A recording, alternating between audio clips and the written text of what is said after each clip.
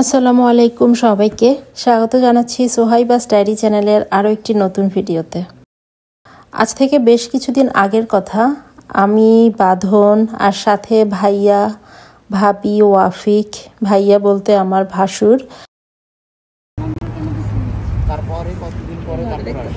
এই ওয়াফিক বলতেছে ইউটিউবে নাকি এই মুভিটা আছে, কিন্তু এর আগে আমরা দেখছিলাম যে ওইটা রিয়েল মুভি না, ওটা হচ্ছে একটা অন্য না, অনেক সময় ওই মানে নাম ওইটা দিচ্ছে, তারপর অন্য মুভি অনেক সময় পাওয়া যায় হঠাৎ ওই যে তোমার ওই হল প্রিন্ট পাইরেট ওয়েবসাইটে পাবা না তুমি, যেগুলো মানে প্রথমে ওগুলোতে দেয়, ওগুলো কোথাও আর আউট ছাড়ে না, শুধু আগে সিনেমাতে দেয়।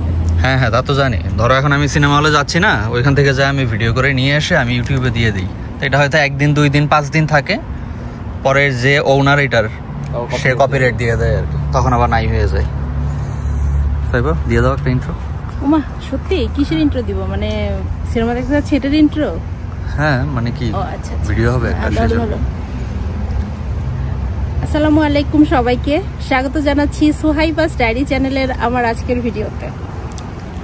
আজ আমরা যাচ্ছি আমাদের উইনিপেগের সেন্ট ভিটালে একটা সিনেমা হল আছে, ওখানে আমরা বাংলাদেশি একটা রিসেন্টলি একটা মুভি খুব জনপ্রিয় হয়েছে উৎসব, ওই মুভিটা দেখতে যাচ্ছি।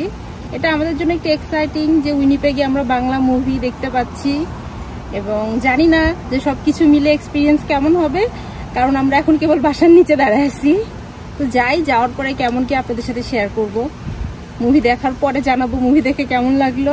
আমাদের ভাসুরের ফ্যামিলি এবং আমরা সবাই মিলে ভাবছিলাম যে উইনিপেগে বাংলাদেশি একটা মুভি রিলিজ হয়েছে উৎসব নামে, ওই মুভিতে যে একটু ফুল ফ্যামিলি দেখে আসবো, কারণ সবাই খুব ভালো ভালো রিভিউ দিচ্ছিল এই কারণে। তো সবাই রেডি হয়ে চলে এসেছি, এবার গাড়িতে ভাইয়ার জন্য অপেক্ষা করছি, কারণ ভাইয়া ড্রাইভ করবে। ভাইয়া আসলে তখন আমরা আসলে রওনা দিব। সময়টা ছিল দুপুরবেলা, কারণ মুভির টাইম ছিল দুপুর 3টা থেকে, তো সেই হিসেব করেই কিন্তু আমরা বের হয়েছিলাম। তো তারপরে যেটা হয়েছিল, একটা হচ্ছে নর্থ গেট লেখা ছিল, আর আমার হাজব্যান্ড যেহেতু নতুন টিকিট কেটেছে সে বুঝতে পারেনি, সে ভেবেছে সেন্ট ভিটালের এই মানে মুভি থিয়েটারই মনে হয়, মানে সিনেমা হল না মুভি থিয়েটার, যাই হোক এখানে মনে হয় হবে। তারপরে সবাই মিলে আমরা চলে আসলাম এখানে, খুব উৎসাহ নিয়ে ভেতরে ঢুকে যখন টিকিট কাউন্টারে গেলাম তখন জানতে পারলাম যে না, এই সিনেমা হলটা না, নর্থে যে আরেকটা সিনেমা হল আছে সেখানে আসলে এই মুভিটা মানে শো করা হবে, যার কারণে আমরা পরে মুভিটা মিস করে ফেললাম। এবং আমরা নর্মালি একটা মার্কেটে গেলাম, আমাদের এখানকার আউটলেট কালেকশন মলে যেয়ে ঘোরাঘুরি করে চলে আসলাম। এরপরে যেটা করলাম, পরের দিন আমরা আবার সেই সিনেমা হলে গেলাম ম্যাক ফিলিপসে, একদম উইনিপেগের নর্থে। সেখানে গিয়ে সবাই মিলে উৎসব মুভিটা দেখলাম। আসলে পুরো মুভিটাই ছিল একটু ফ্যামিলি নির্ভর, এবং খুব ভালো লেগেছে আমাদের একসাথে সবাই মিলে দেখতে পেরে। মুভিটা দেখলাম এবং মুভির কিছু কিছু অংশ খুব সুন্দর ছিল।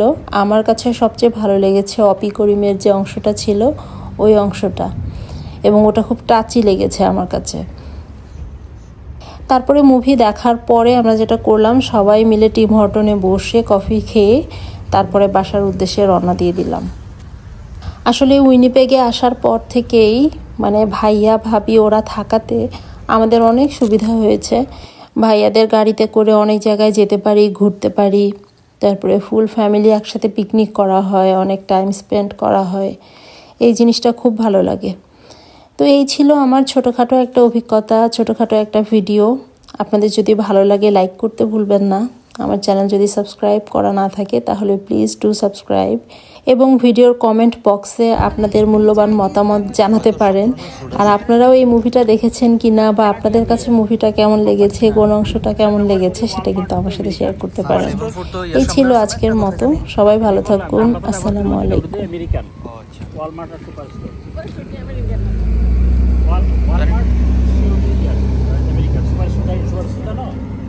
Superstore Canada, real Canadian America venture joint venture. কি সমস্যা? আমেরিকানের সমস্যা কি? আমেরিকা থেকে অ্যাভয়েড করা ভালো না।